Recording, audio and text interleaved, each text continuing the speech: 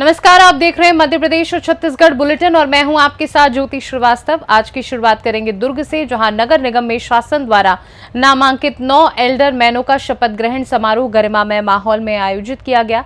इसके बाद रुक करेंगे पन्ना का, जहां जमीनी विवाद में मां की हत्या के सनसनीखेज मामले का पुलिस ने 24 घंटे के भीतर खुलासा करते हुए आरोपी बेटे को गिरफ्तार कर जेल भेज दिया है। बुलेटिन में आगे दिखाएंगे शाहजहांपुर की खबर, जहां मध्य प्रदेश पुलिस के नशे से दूरी है जरूरी 2.0 अभियान के समापन पर जागरूकता कार्यशाला आयोजित की गई। आइए शुरुआत करते हैं पहली खबर से। छत्तीसगढ़ के दुर्ग नगर निगम में शासन द्वारा नामांकित 9 एल्डर मैनों का शपथ ग्रहण समारोह मोतीलाल वोरा सभागार में गरिमामय माहौल में आयोजित किया गया। कार्यक्रम में शिक्षा मंत्री गजेंद्र यादव मुख्य अतिथि के रूप में शामिल हुए। महापौर अलका वाघमार, राज्य तेलघानी विकास बोर्ड के अध्यक्ष जितेंद्र कुमार साहू, कलेक्टर अभिजीत सिंह, भाजपा जिलाध्यक्ष सुरेंद्र कौशिक, सभापति श्याम शर्मा और प्रभारी आयुक्त मोहेंद्र साहू सहित कई जनप्रतिनिधि और गणमान्य नागरिक मौजूद रहे। कलेक्टर अभिजीत सिंह ने सभी एल्डर मैनों को पद एवं गोपनीयता की शपथ दिलाई। इस दौरान सभी ने नगर के विकास, जनहित और नागरिकों की सेवा के लिए पूरी निष्ठा से कार्य करने का संकल्प लिया। शिक्षा मंत्री गजेंद्र यादव ने कहा कि जनप्रतिनिधियों का दायित्व है कि शासन की योजनाओं का लाभ अंतिम व्यक्ति तक पहुंचे। वहीं महापौर अलका वाघमार ने विश्वास जताया कि एल्डर मैनों के अनुभव और सुझाव से नगर निगम की कार्यप्रणाली और अधिक मजबूत होगी। ये संगठन की एक प्रक्रिया है, बहुत सारे पद रहते हैं, वितरण में थोड़ा समय लगता है, वो कोई बात नहीं है, लेकिन जो भी हुआ अच्छा हुआ। हर समाज को प्रतिनिधित्व दिया गया।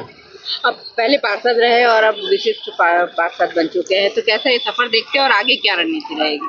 मैं विशिष्ट पौर पहली बार नहीं बना हूँ, आपकी जानकारी में तीसरी बार बन रहा हूँ। मेरा पार्टी का आशीर्वाद है मेरे ऊपर। अच्छा, मेरा वार्ड ओबीसी हो गया था, मैं चुनाव नहीं लड़ पाया, मुझे पार्टी ने आशीर्वाद देकर फिर से निगम में भेजा। शपथ के साथ क्या नया संकल्प लेते हैं इस पद बात करने के लिए? मेरा तो मूल मंत्र है विकास, और मैं अपने वार्ड में विकास के लिए जाना जाता हूँ और लोगों को मेरे से बहुत उम्मीदें हैं और मैं उनकी उम्मीदों पे खरा उतरने की कोशिश करूँगा।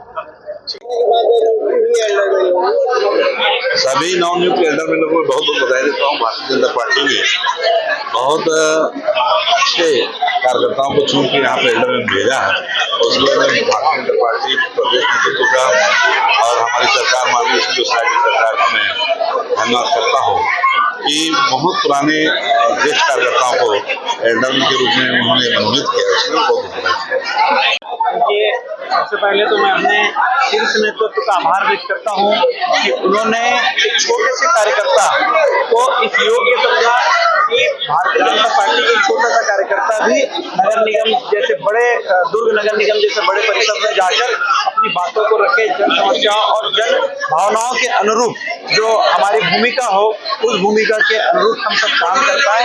इसी भावनाओं के साथ हमें नियुक्त किया गया है और हम इस नियुक्ति पर आभार भी व्यक्त करते हैं और अपने शीर्ष नेतृत्व को आश्वस्त करते हैं कि उनकी इच्छा अनुरूप हम अपने कार्य को संपादित करेंगे। वो तारीफ करते हैं, हमारे भारतीय जनता पार्टी की खूबसूरती है कि छोटे से कार्यकर्ता जो बूथ स्तर पर काम करता है उसकी तारीफ भी करते हैं और शीर्ष स्तर पर पहुंचाने का काम भी हमारा नेतृत्व करता है। मैं गजेंद्र यादव जी का और सुरेंद्र कौशिक जी का आभार व्यक्त करता हूँ कि उन्होंने मेरे पर विश्वास जताया, मेरी तारीफ की और उन्होंने मुझे योग्य समझा कि मैं महत्वपूर्ण दायित्व का निर्वहन करें।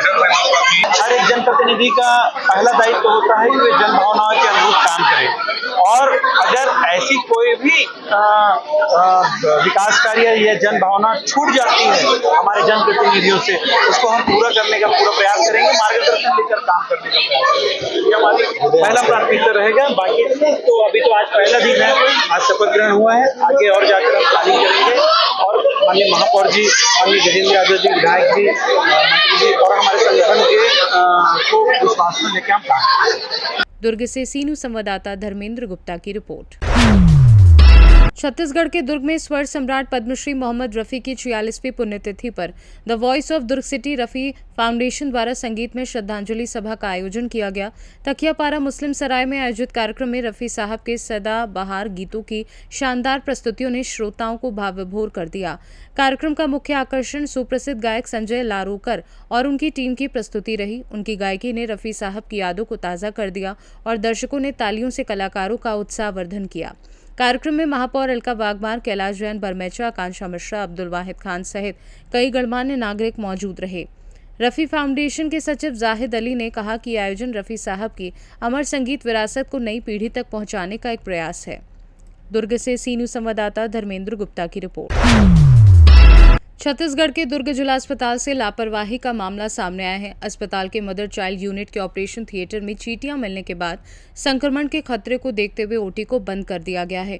पिछले 3 दिनों से सभी नियोजित सर्जरी प्रभावित हैं और प्रतिदिन औसतन 5 ऑपरेशन टालने पड़ रहे हैं। सिजेरियन डिलीवरी को फिलहाल मेजर ओटी में शिफ्ट किया गया है, जबकि जगह की कमी के कारण आर्थोपेडिक और अन्य सामान्य सर्जरी वाले मरीजों को परेशानी का सामना करना पड़ रहा है। सिविल सर्जन डॉक्टर आशीष मिंस ने बताया कि चींटियां दिखाई देने के बाद संक्रमण से बचाव के लिए तत्काल ओटी बंद कर सैनिटाइजेशन, पेस्ट कंट्रोल और मरम्मत का कार्य शुरू कर दिया गया है। प्रशासन का दावा है कि अगले 2 दिनों में ऑपरेशन थिएटर को फिर से शुरू कर दिया जाएगा।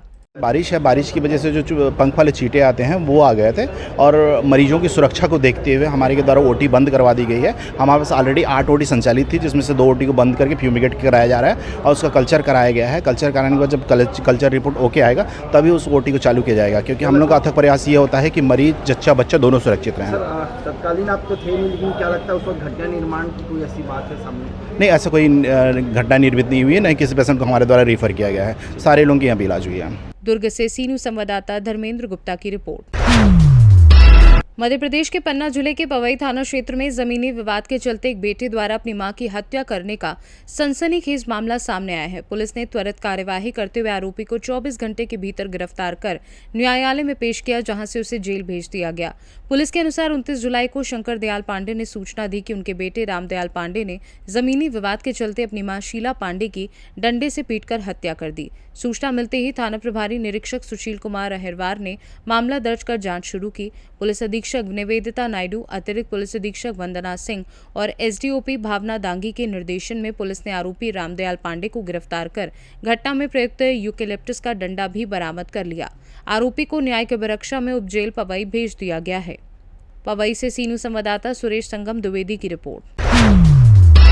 मध्य प्रदेश के पवई में किसानों की विभिन्न समस्याओं को लेकर ब्लॉक कांग्रेस कमेटी और क्षेत्र के किसानों ने राज्यपाल के नाम एसडीएम पवई को ज्ञापन सौंपा। ज्ञापन में खाद की टोकन व्यवस्था समाप्त करने, मुफ्त बिजली, कर्ज माफी और जेके सीमेंट से प्रभावित किसानों को मुआवजा देने सहित कई मांगे उठाई गई। कांग्रेस ने आरोप लगाया कि खाद की टोकन व्यवस्था से किसानों को समय पर खाद नहीं मिल रही। साथ ही कीटनाशकों पर जीएसटी समाप्त करने, खेतों की तारबंदी कर अनुदान, 24 घंटे और 5 हार्स पावर तक मुफ्त बिजली, मूंग की 100% खरीदी तथा किसानों की कर्ज माफी की मांग की गई। कांग्रेस ने चेतावनी दी कि मांगे पूरी नहीं होने पर किसान आंदोलन करेंगे। प्रदर्शन में सुरेंद्र नामदेव, भुवन विक्रम सिंह, केसू राजा, राजपाल सिंह, अजय श्रीवास्तव, अजय सिंह बुंदेला, रामसेवक, बिट्टा सिंगरौल सहित बड़ी संख्या में कांग्रेस कार्यकर्ता और किसान मौजूद रहे। बहुत अच्छे से जानकारी होगी। लगातार पवई क्षेत्र के किसानों को समस्या जा रही है, खाद समय पे उपलब्ध नहीं हो रही है, जो उपलब्ध हो रही है वो उटपटांग दामों पे उपलब्ध हो रही है, बीज उपलब्ध नहीं हो रहे, बिजली नहीं रहती, पानी नहीं समय पे मिलता। तो ये जो सारी समस्याएं किसानों की हैं, उसको लेकर के आज हम लोग एसडीएम कार्यालय में आवेदन देने के लिए आए थे। दुख का कारण है, शायद एसडीएम मैडम मिल नहीं पाई, उनकी व्यवस्था है और कांग्रेस परिवार वालों का बताना है कि वो कभी नहीं मिलती, कि लगातार शायद ये 8-10 कार्यक्रम हो चुके हैं, एसडीएम मैडम नहीं मिलती। तो ये एक तरह से दर्शाता है कि किस प्रकार से प्रशासन जनता की मांगों को लेकर, विपक्ष को लेकर पूरी तरह से अपने ही मत में चूर है और गंभीरता से नहीं ले रहा है। इस विषय पे हम लोग और चर्चा करेंगे कि प्रशासन को के ऊपर पर्याप्त दबाव इस प्रकार का बनाया जाए कि वो जनता की मांगों को, विपक्ष की बातों को गंभीरता से सुने और उस पर कार्रवाई करें। किन किन विषयों पर मांगे की हैं आप लोगों ने ज्ञापन के माध्यम